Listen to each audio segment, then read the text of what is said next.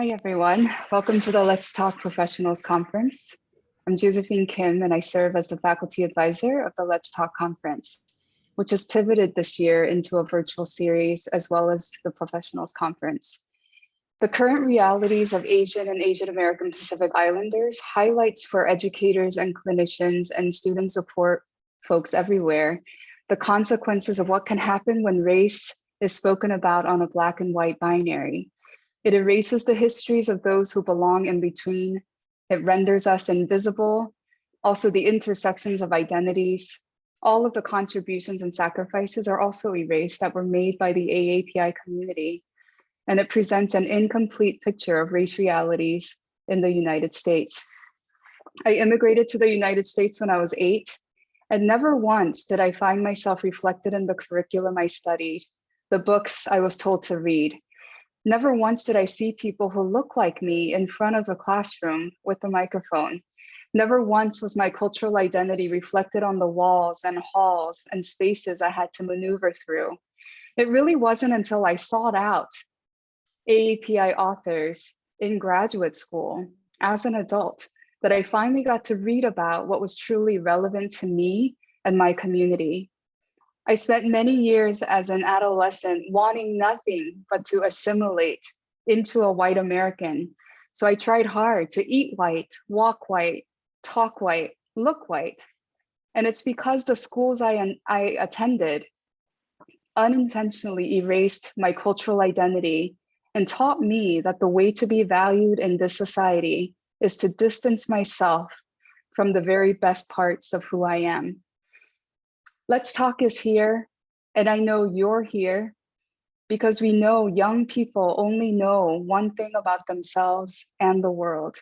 It is what is reflected back to them by their families, by educators, by caring adults who support them in our schools and in the communities. So thank you for being here. I welcome you, and now I'd like to introduce you to Dr. Juliana Chen, who really is the leader of the Professionals Conference. And without further ado, here she is. Thank you, Joe, and welcome everyone. And thank you, Joe, for those comments. I think it echoes so much of my own experience and probably the experience of so many AAPI professionals here with us. I am the Associate Director of the MGH Center for Cross-Cultural Student Emotional Wellness and the conference chair for this conference. And we are thrilled to partner with Let's Talk and the Harvard Graduate School of Education to launch this conference, and truly equally thrilled to have all of you with us tonight.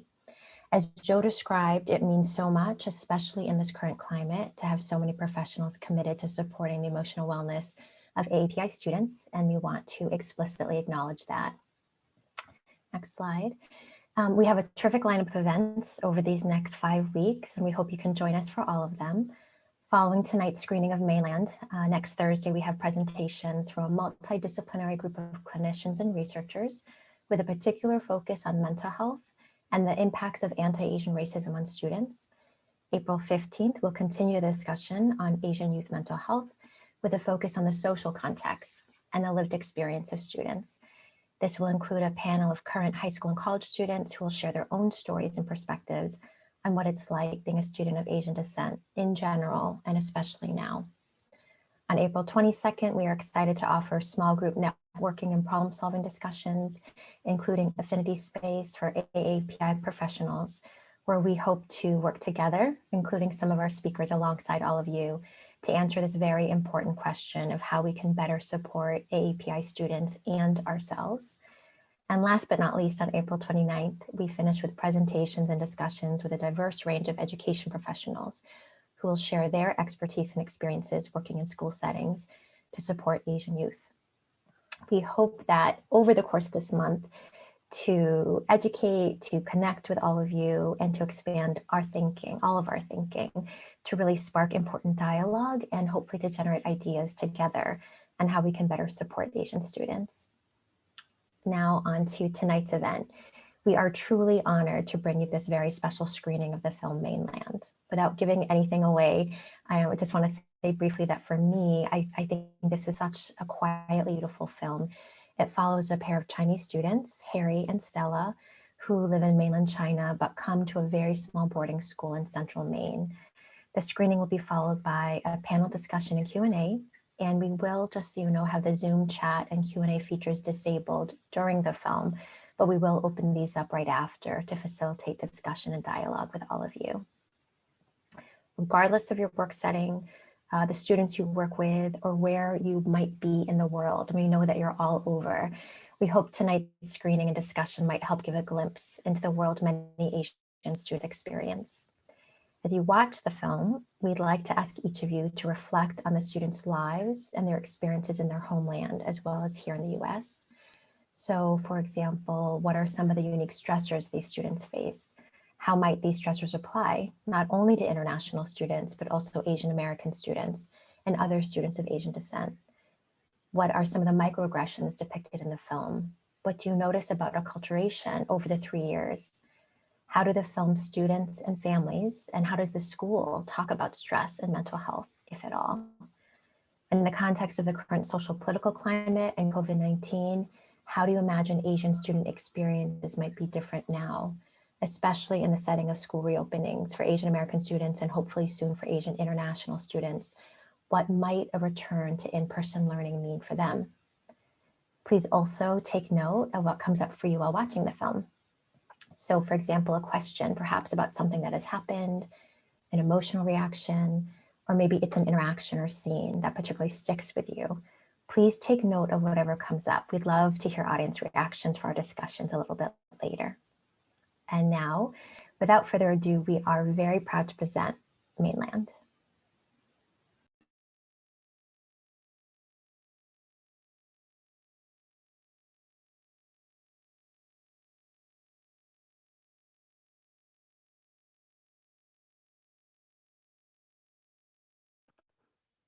Wow, such a powerful movie. Greetings, everyone. My name is Connie, and I'm an educator, researcher, and one of the coordinators for the Let's Talk Professional Conference this year. And before we move on to the panel, we have opened a chat just for a minute. And please, if you are able, share in the chat a word, a phrase, emotions, takeaways, specific scenes that stood out to you. Feel free to also just sit with what you're feeling in the moment. For some of you, this is a story all too relatable, and maybe for some, a novel vicarious experience. Every time I see the film, I feel something different, but for me in this moment, as a fellow international student, I think I am feeling represented, heard, and seen in my experiences. So I see some great moved. Someone said unseen vulnerability, admiration, enlightening and eye-opening. Feel free to look at what others are saying in the chat. Very strong emotions. Yes, collectivism versus teamwork versus individualism. Some quotes.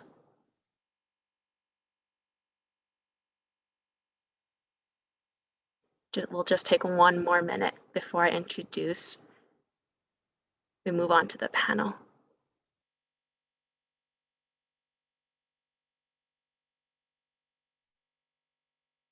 Right, balancing family expectations versus individual desires, having mixed feelings, media, courage. I'm noticing vulnerability again.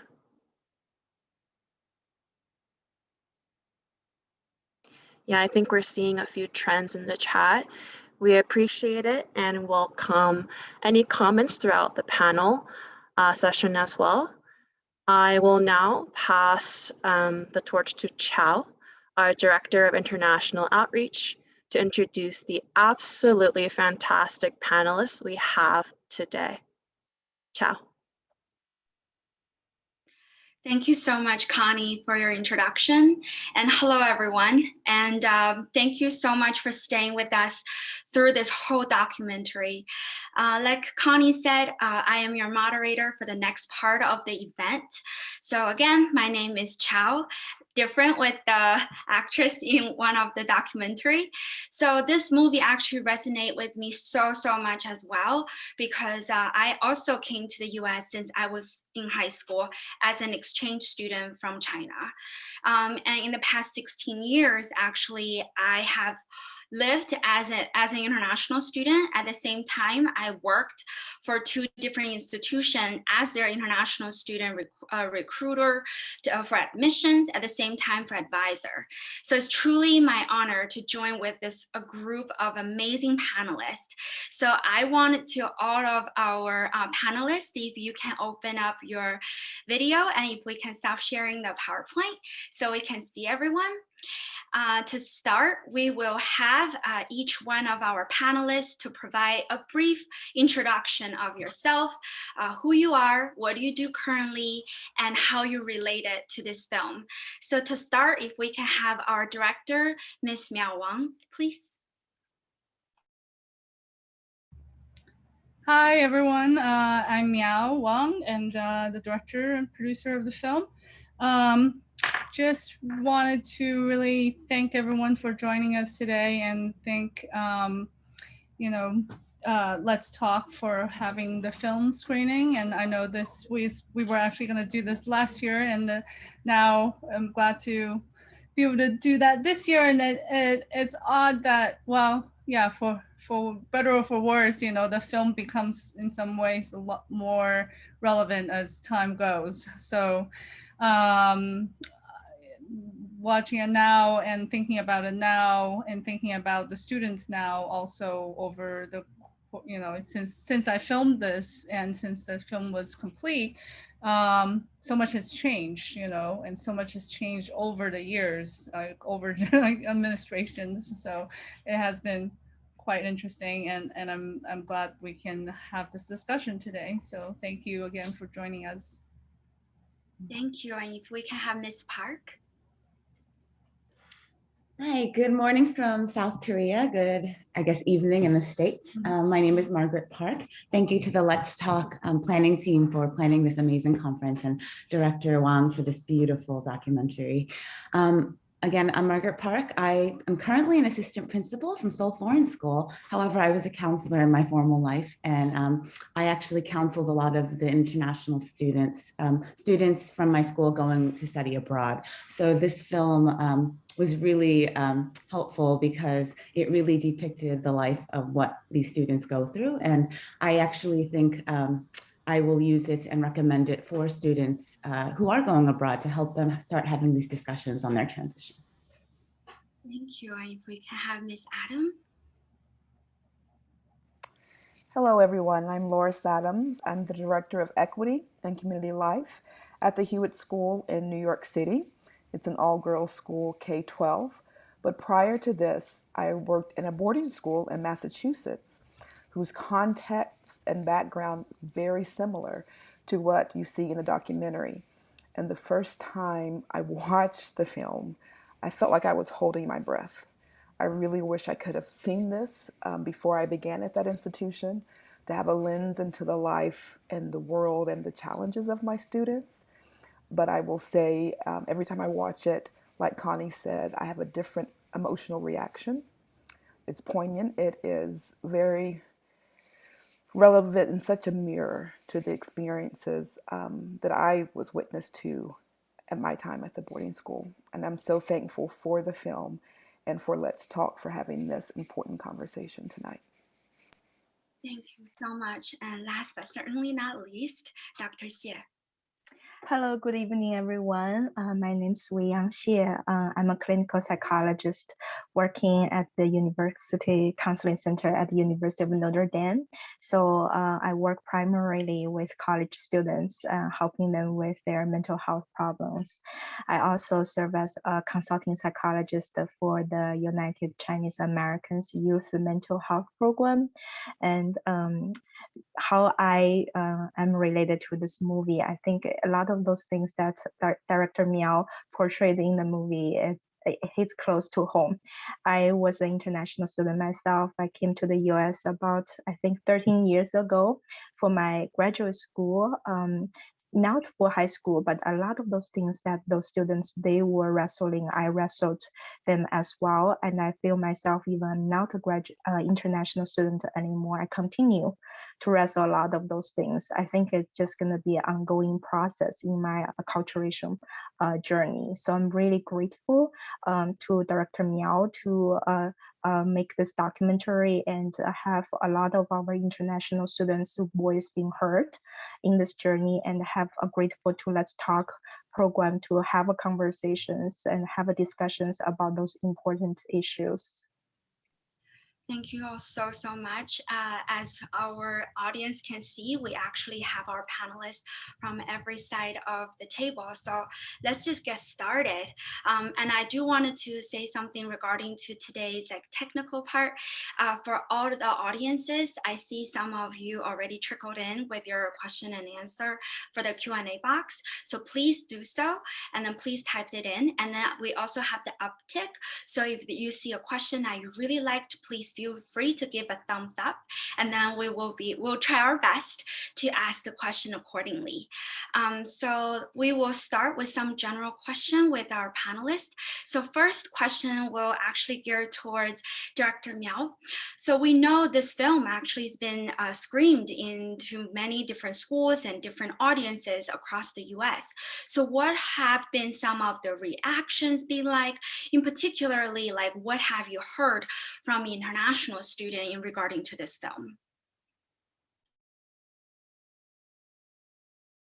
Sorry, you're muted. Sorry, hi. So we have, screened the film over the last year, 2 years now, to a lot of high schools, boarding schools, but also universities. And I would say, and it's screened to both students and counselors and teachers and faculty in separate screenings. And a lot of schools have actually been using the film as a way to educate some of the faculty on the cultural kind of understanding of what the student's experience is like as an international student. And then for a lot of the international students, and not even Chinese, just the Chinese students, but across the board, I think both the Chinese students, Asian students, and students from who are from Africa or from many different parts of the world. I think it's a very much shared, like in some ways a shared experience. There's of course the very unique kind of Chinese cultural background, but there's a lot of that kind of shared experience as a person coming from a very foreign place, learning to speak a language, learning the new culture, and trying to assimilate and acculturate into the new society. So I think there's been a lot of just feelings of that recognition and feelings of that bittersweetness. I think someone said that, and I think a lot of people feel that way when they watch the film, that it is what that experience is, and I've kind of also had a similar experience, although not as an international student, but I moved to the US when I was 12. So, and I didn't speak English. So it was a personal experience as well, which is the initial reason why I wanted to make this film, kind of the personal reason behind it. But just knowing that whole experience, and I think it's something that so many people can relate to, and I haven't seen so much of. So, yeah.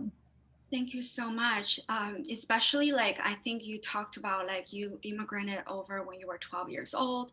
So actually, even though this movie is about two students coming over for high school, actually a lot of families, international families, some of the thoughts are already embedded early on. Like when my family decided to send me abroad, I was only 6 years old. So this is not a journey that we talk about in high school anymore. So like I definitely wanted to get some, like this next question I wanted to gear towards Ms. Park, because like many of us, we start thinking about going abroad since they were little, like Harry's sister, for example, like families are thinking like Harry actually comment on, I'm not sure, like for girls, like when is a good time, things like that, to send them abroad. The question to you, Ms. Park, is that as an expert in the middle school and elementary schools, like what are your thoughts or experience to support younger students in transition before and after their study, especially, you know, like adjusting into a new environment and culture? Thank you for that question. Yeah, it's a great question. So when someone decides to go abroad, I typically ask the student and their guardian what their goals are. So it's important to find out what the goals are, what success looks like for each of them, and seeing if that's aligned. If it's not aligned, it's helpful to have a conversation around that. Also, when a student decides to go abroad, it's not helpful to make assumptions about how that student's going to react or feel or transition. Everyone is very different. And so what I try to encourage students and their guardians to do is to get access to resources, do your research, right? Know where you're going. Also, as a school, from a school side, it's really important. I'm sure there's a lot of educators in here to really think about this and provide those resources. So whether they're seminars, access to this film, telling people to go to conferences like this is really important. So they're equipped to kind of educate themselves. Also, it's important to have conversations around emotionally prepping students and their guardians. Again, they're all in this together. You know, there's going to be a wide range of emotions, and that's okay. It could be grief, excitement, fear, and it's going to go up and down, and it's going to change. So just helping them to raise awareness on their emotions, how they're feeling, and coping with that is important. When I talk to my Asian students, I like to talk to them about what kind of systems they're going to be entering and navigating. It's important for these students to understand what they're going to face. A lot of times, if they're coming from cultures like China or South Korea, Japan, where you know, there is a dominant culture and they're in the dominant culture, when they're moving to a culture where they're not in the dominant culture anymore, it's new. And for a lot of these students, when they're young, I don't think they realize that. And so it's really important. This is where I like to talk to their guardians about this, because having these conversations are important. And that could be a whole nother discussion, but it is important to talk about that.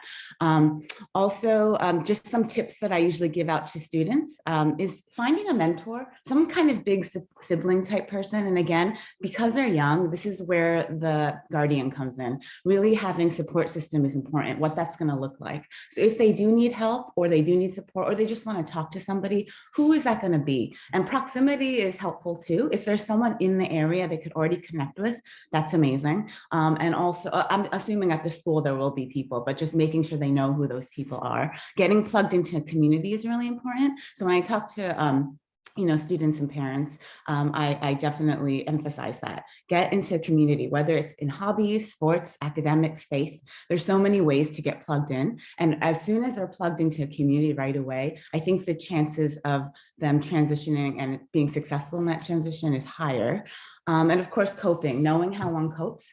And again, not making some assumptions on how they'll react. And then just again, equipping students in how to access resources is really important. And then celebrating milestone successes and just getting them excited about this journey. They're going to have a lot of self-discovery. And so just getting excited about that and knowing that they're supported is really important. So, yeah. Those are amazing, amazing. So many great suggestions. As you said, like regarding to really looking for the mentor and your allyship. And as we see in this movie, is actually not just about your parents' support. It's not just about, you know, like where are you from? At the same time, domestic student, like their surrounding, like the overall, like classmate. Like we did have the parts that the students were making a film regarding to what other boarding students like in their classroom are thinking of them as well. So now I wanted to gear the next question to Ms. Adam, because you not only working with international students, actually you work in general for students from all parts of the background. So I just wonder, like, what are some of the challenges that you see students are most likely would experience, especially you work for a boarding school? Thank you. It's such an important question, and so many things were highlighted in the film. But it's a question that I honestly have found I was making assumptions about during my tenure at the boarding school. So it came to a point where we actually began to ask the students through surveys and through small discussions in multiple modalities, trying to find ways that made sense and was comfortable for different students from different cultural contexts and backgrounds. And one of the first results we received from a survey, over half of the international students said that they felt invisible. And that takes on a lot of kind of different angles as we unpacked it with the students. But basically, what I experienced with the students is coming into a different country with a different language and cultural context, being placed inside of situations where they weren't, the majority, they're not in the majority. But to what Ms. Park said earlier, like understanding that where they came from, they may have been in the majority, and their cultural context and understanding of self is now being challenged at a time in their lives that's all about discovery, all about trying to understand themselves. But they are spending days going through school in a system that may not be like theirs in their home country, in a language that may not be their primary language, and then the social interactions, trying to navigate making relationships with domestic students and other international students that some domestic students and faculty and staff may assume they would have by means of how they look. And I'll stop trying to sugarcoat it. I found students who come from different countries arrive in America and all of a sudden they're Asian, right? But when they say that, when people say, oh, they're the Asian students, what country in Asia? Like what? That's very diverse and broad. And because my experience in the boarding schools in the US, many people don't have an understanding of the complexity of Asia and the different countries and the different cultures that are represented. They become lumped. And so now they're trying to identify themselves as an individual and then still maintain loyalty to their home culture, like you see in the film, and then also carrying this responsibility almost of trying to educate people about what it means to be them and their cultural backgrounds. And that includes faculty and staff who, I guess sometimes my experience is that we feel ashamed because we don't know. And what I find is more efficient and better is if we just acknowledge what we don't know and model that with and for the students, because there's so much they don't know as well. But all of a sudden they're supposed to be an expert on all things Asia, not just their country, on how to navigate microaggressions from not just students but adults in their lives, how to assimilate to a culture that may not be their, primary. And this is for any students. I will say that any international students, my primary lens was for Asian students, primarily China, Japan, and Korea. And just this weight of responsibility, I found was a huge challenge for them while still trying to be a teenager and just live life and have fun as a teenager. I'll stop now. Wow. I resonate so much, especially being an international student, like for the past 16 years now. It just, Wow, it's just beautifully put. And then we actually have a question here. It's like, are there any mental health support or counseling for students in the school? We actually do have an expert here in the panel. So frankly, like, as I am also a researcher, particularly focusing on studying international student, we did see that most likely, most of the time, that when we are going through like all the challenges that Miss Adam just talked about, and then like just seeking ourselves understanding, and then we in the film, students like, I miss home, I'm homesick, less likely that they're going to see like actual mental health expert. They will see their friends, they will see their counselor, like a staff member in school. So now I wanted to turn the question to Dr. Xie. Is like, as a professional actually working in, you work for University of Notre Dame. So what are some of the stresses or mental health issues that you observe, not only just international student, like also like Asian American or students as a whole, particularly today with COVID? Like, is there any like some of the stressor you want to share, and also what might be the similarity or differences? Yeah, thank you, Shachao, for the question. I think it's a very, very good question, and I definitely resonate with a lot of what Miss Adam and also Miss Park shared about some of those challenges our international students are experiencing. From my clinical observations, and there are a couple of presenting concerns that are very common among our international students. The first one is academic distress. I think, as some of our panelists mentioned, especially for our students who need to navigate within the US education system that is different from the ones in their own home countries, and also language barriers. Those unique challenges make a lot of international students struggle academically. And also adjustment difficulties. I think a lot of us mentioned how to make social connections and to manage loneliness, isolation, how to improve communication skills to better relate to my peers or my professors, how to become more familiar with the social norms. I think those are basic adjustment challenges our international students are facing on a daily basis. And also throughout this adjustment process, there's also a acculturation process. Acculturation process is different from the adjustment process. Acculturation process is more about how the international student, our international student can integrate their culture of their own home countries with the US culture, and also the relevant issues related to this process. I think our movie really portrays this well. The whole decision-making process of staying in the US or leaving, and also career issues. A lot of international students struggle with career issues. We know that because of visa restrictions, and there are also limit choices for their jobs, and anxiety and depression, right? A lot of those are common among our international students, and they can be related to their academic and adjustment challenges we just mentioned. And lately, xenophobia and racial discriminations are rising in our country due to the difficult political climate, and COVID travel restriction, as you mentioned, Xiaoqiao, and social isolation and distancing. I think a lot of those issues have posed the challenges on our international students, and a lot of those are interrelated. Discriminations is correlated with adjustment difficulties. We all know that.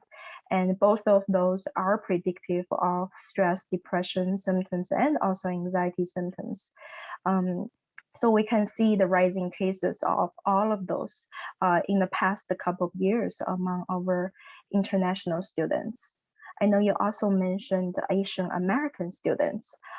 There are a lot of overlaps between those two populations. Asian American students are a lot of them are first generation immigrants. So many of them are bicultural.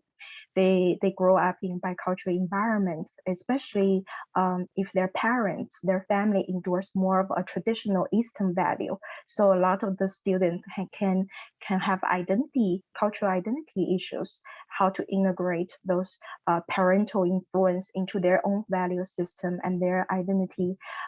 So in this process, there can be family issues, communication difficulties with their parents, right? And also they may also be expected to live up to the higher expectation of academic achievement. And I think a lot of those can cause academic distress, a higher level of academic distress and anxiety, depression, and suicide. Suicide rate is higher among Asian Americans than any other ethnic groups. We also know because of the model minority stereotype we mentioned, and many other prejudices against our Asian American students. Those students may also grow up experiencing racial discrimination and more often probably microaggression, like someone else mentioned, on a regular basis. I think many of my Asian American students probably have been asked this question: you speak English well, where are you from? Where are you really from, right? Those subtle, maybe unintentional, but micro invalidation, micro insults can add up to what we call 1,000 small cut, right? And they end up being very traumatic to a lot of our Asian American students. And so they may experience racial trauma growing up. And racial trauma are real, and they can lead to self-esteem issue and identity issue, depression, anxiety, and suicide if they are compounded with other things like family issues. So there are a lot of overlaps and similarities and also differences. And I think one thing you mentioned about their help-seeking attitude is accurate. Seems there's a relative low utilization rate among our Asian American students and also international students. A lot of times that they know about counseling or medication because they are referred by their advisors, professors, or they're referred by the university health services because they have a lot of somatic symptoms, right? And I think a lot of those have to do with their stigma, right? The stigma related mental health issues, and some people still think about mental health problems as insanity, a sign of weakness. A lot of those make it harder for people to reach out. And I think another issue I have come across that are very common is a lot of my international students don't know about mental health resources on campus. And I think a lot of my international students don't know there is a university counseling center in each university. And a lot of my students don't understand what counseling means. They mix it up with business consultation or academic advising, right? And so those are the challenges for students if they don't know the resources and don't know where to look for help. And a lot of times that can delay their reaching out for help. And I think mental health awareness is another challenging among our international students because a lot of people don't know they suffer from mental health issues. They probably just think about this is health related, this is stress related. So if you don't know what you don't know, and it's really hard for you to reach out for help. So I think a lot of those issues may have contributed to that low utilization rate.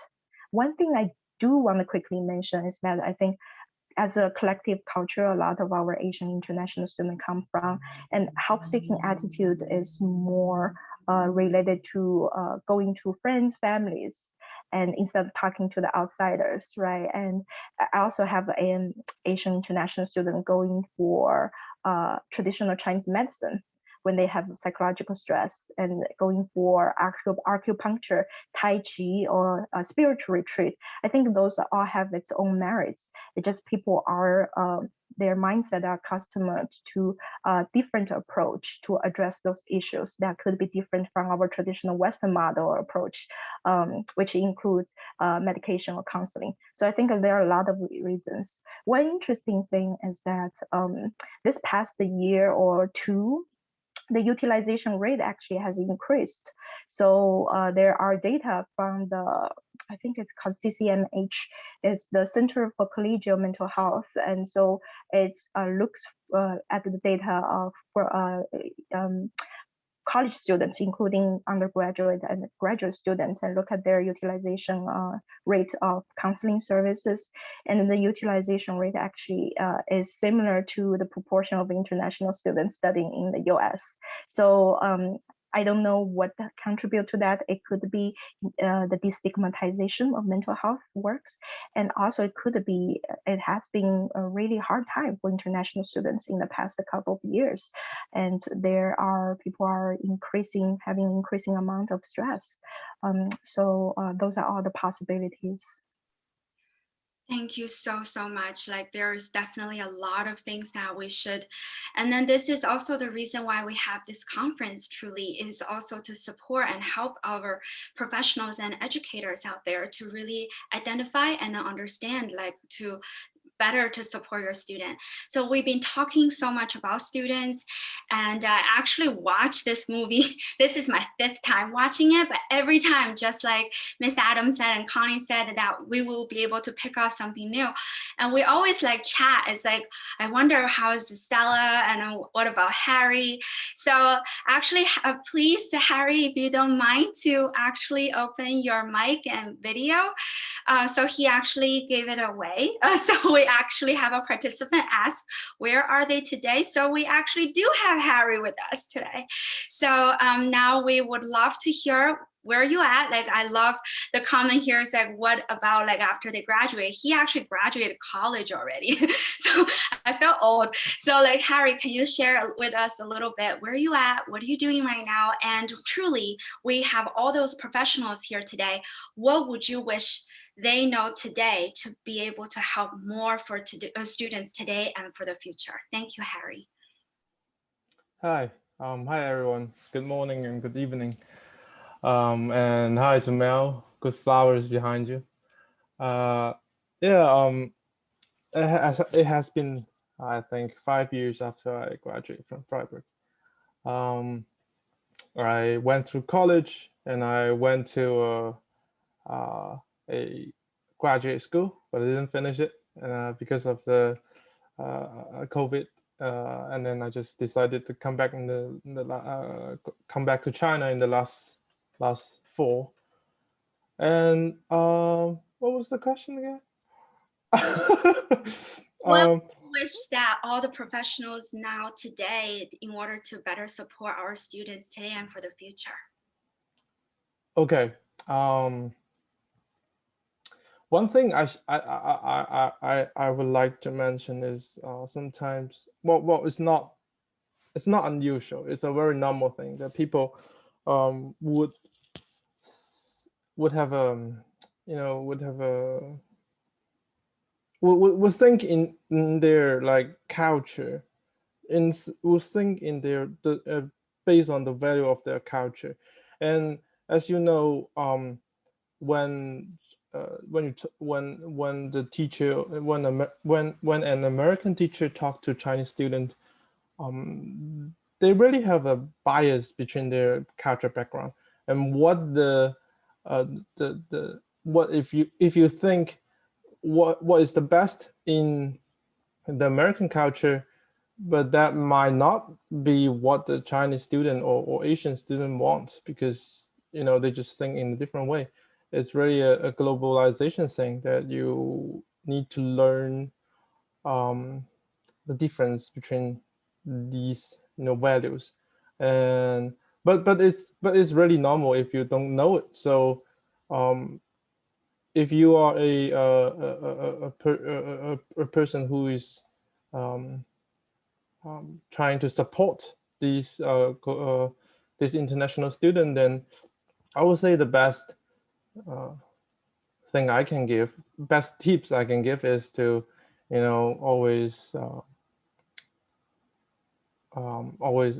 it's like you try to understand what they think through communication. Give more patient if you can, right? And then yeah. you so much, Harry. I see like people say this is a good surprise. That's why I was like, Harry was like, when do I come up? I was like, hold it. I want it to be a surprise. So thank you so much. And here is actually, we start going to our audience question because it's actually related to what you just commented on, Harry. So thanks to Crystal that, so at one point in the film, there's a sign introduced people to speak English only in the room. I think that's when Harry and his classmate got caught on, as well as the interviews shown from the students, starting most of the Chinese students socializing among themselves. What are your thoughts on how to balance the understandable process of being drawn to those who speak your language and share your ethnicity versus acculturating? And how can school and other space respect and facilitate both process in the healthiest way? Beautiful question. So can we first have maybe Miss Adam to comment on it? And then Sure. That was one of the moments in the film that I was really holding my breath. I was blown away by that. I have not experienced that English only in schools that I've served in. But one of the methods that I've found useful is, like Harry said, listening to the students, making sure that you do create space where they don't have to explain themselves to domestic students or others who do not share their identity. And so affinity groups are still controversial, I know, for a lot of places, but they're still important. So like at the school that I was a part of, we had a space for general Asian students, but then we also began to have sub-spaces for people to speak from their I perspective. And in those affinity spaces, they could share, and they drove the process and they drove the planning. So it wasn't an adult coming in and say, you need to talk about what it means to be from whatever country you're from in America. No, they talked about what they needed to talk about and what language they wanted to talk about it in, and then they shared what they wanted and need to share. But by creating that space, we created trust so that they would move to sharing. But then we also invited them to have spaces what we called cross-cultural conversation, so that those affinity spaces for international students would connect with domestic affinity spaces, and they would have cross-cultural conversations and begin to see where they did have an overlap in experience and where there was divergent experience and how they could connect. But for me, the most important part is to let the students lead. That doesn't mean it's always going to be perfect. There'll be mistakes, there'll be missteps, but that's the way you build trust. And continuing as the institution and people continue to wrap their arms around the students, they will open more to you, in my experience.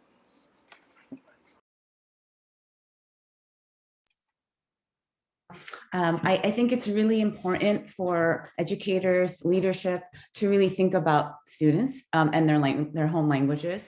And like Ms. Adams is saying, creating spaces for them, like affinity groups, although they are controversial, like she mentioned, they are very helpful. And so if you're in a position of leadership, if you're a teacher and your school that doesn't have these spaces, I would encourage everyone to ask about that, to make sure we're being intentional about giving space to those who are in underrepresented groups. Also, as being an international school, we have this issue a lot. And if the school does have an English-only policy, again, I would encourage those who are in education, who are in those spaces, to just ask about that, to understand why that policy was there. I would be curious if I was in an organization that had that kind of a policy. But it is important to educate all students that, we do want to be inclusive. So, if there are students speaking their language, that's great. We want to celebrate that. We want to encourage that. We never want to tell a student, don't speak your own language. But we do want to make sure that there is an environment of inclusivity. And so if there are students speaking, it is important to just remind them, if there is a common language that everyone does speak, to just encourage them to do that, just for the sake of being able to communicate and be inclusive. And if that's okay if there's not, it's just important to have maybe a translator or someone to communicate what is being said, so everyone is a part of that dialogue. So that's kind of how our school approaches that. Thank you so much. Very mindful of the time. We'll have one more question this time.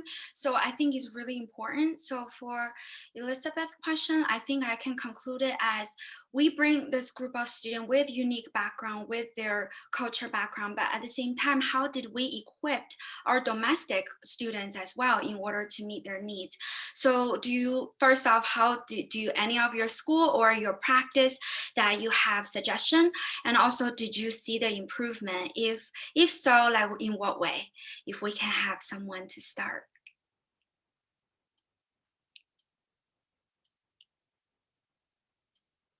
Maybe Miss Adam again. Like I've been talking a lot. One of the reasons that we use the model with affinity groups that I was talking about, the closed and open model, was to promote education and learning as part of social interaction and not putting it on the weight of the international students to have to inform like every individual peer, and they could learn to share parts of themselves that they wanted to share as they felt comfortable, sharing it. So I think that's very important.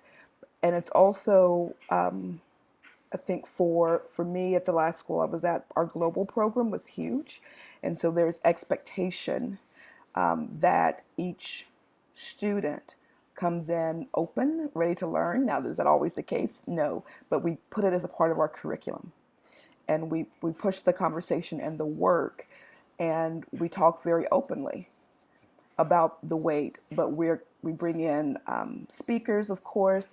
But I will say, when you bring in speakers around this work with diversity, people from different backgrounds, it can't be a one-off, and it can't be disconnected. So if you're going to do a conversation, it needs like to be a series, like Let's Talk is doing, and not a check the box. And oh, we talked about Africans today, we talked about Asians today, we talked about, it cannot be that. And again, to let the students' needs drive the conversation.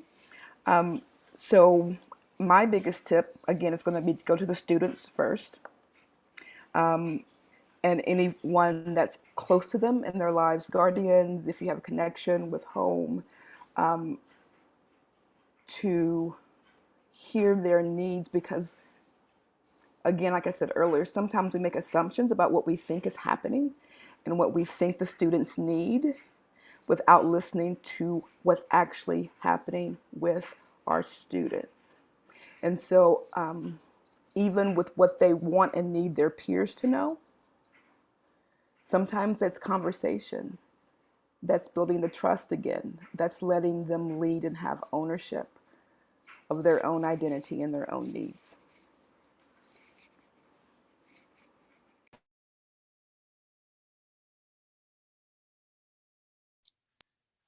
Thank you so much. And actually, like so many comments that you guys have already made, just as an Asian and international student myself and professional actually working with many students today. A lot of time, like Dr. Xie mentioned, for international student particularly, some of the conversation might be hard to hold because we're worried about our visa status. There's a lot of uncertainty, like if, for example, if we go to the mental health counseling room, like will we have impact our visa status, things like that. So it's definitely, we see a lot of people having comments and also questions. We really appreciate it, but this is really just the beginning. We are going to have a month-long, we have 4 more sessions coming up. We wanted to invite you all, which you already registered. Thank you all so much. We really to go through and continue this conversation. Our amazing team will also copy all the questions that we did not get to ask today for future references as well. So I'm very mindful of the time. I wanted to thank each and every one of our panelists and truly, truly thank Director Miao to show us this beautiful movie so that we are able to have this conversation, and truly thankful for Harry because I know he has to go to a meeting. So we literally blocked him first thing in the morning. So thank you all so much again. Now I'm going to turn the stage back to Connie.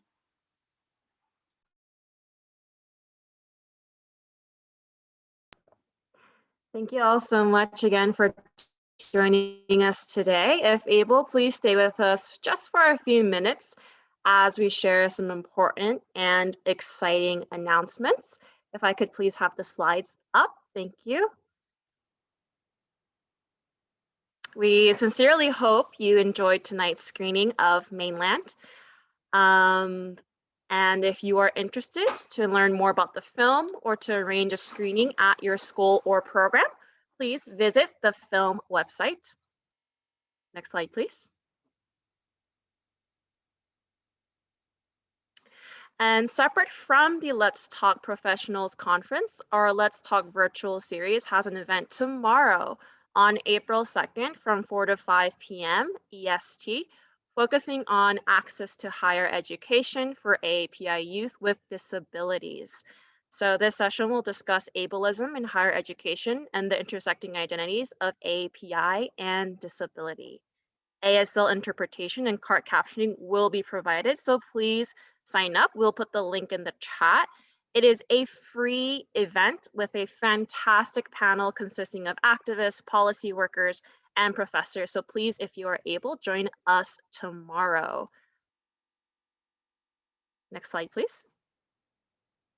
And if you know others who might have interest, maybe today you started thinking about other communities or peers who might be interested in the conference, please let them know that registration for the Let's Talk Professionals Conference will be open throughout the month of April. We will be recording most of our sessions to be available to conference registrants, so people can catch up on anything that they have missed.